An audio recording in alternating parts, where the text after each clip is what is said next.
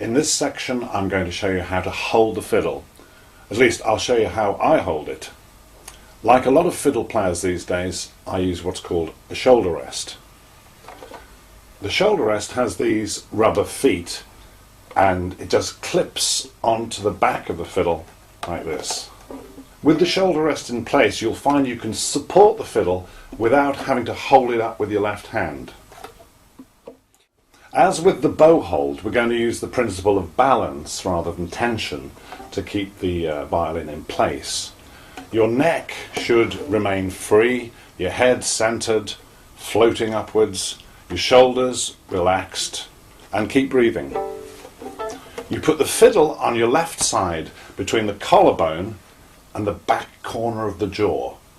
The shoulder rest sits diagonally across the collarbone, and the chin rest fits snugly into this corner of the jaw just below your ear. Let me just find the balance, and voila, no hands. So how does it work? Well, it uses the cantilever principle. The shoulder rest acts as a pivot. The natural seesaw balance of the fiddle, of course, is all down in this direction towards the scroll. So what stops it tipping?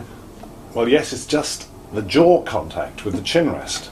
It's the weight of your head that counterbalances the weight of the violin and keeps it in place. It'll take a while, obviously, before holding the violin feels entirely natural. But you shouldn't need to hunch your shoulder up or clamp down with the jaw for it to feel secure. If you do, it probably means that the height of the shoulder rest or its position on the back of the fiddle needs adjusting. Once you've found the balance, though, the fiddle is effectively self-supporting. Your arm is free to hang loosely from the shoulder. Try touching the scroll with your left hand. Try touching your right ear.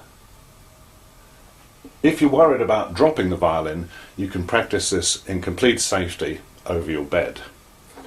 The left arm is below the fiddle, the elbow free to swing in to the right or out to the left. Keep your wrist relaxed, pretty much in a straight line from the elbow right up to the knuckles. Now the left hand position. The neck of the fiddle is held lightly between just two contact points, the ball of the thumb and this crease at the base joint of the index finger. Bend your thumb, put it in position on the left side of the neck, about an inch forward from the end. It sticks up above the fingerboard, just half an inch or less. Now rest the other contact point, the base of the index finger, against the right side of the neck.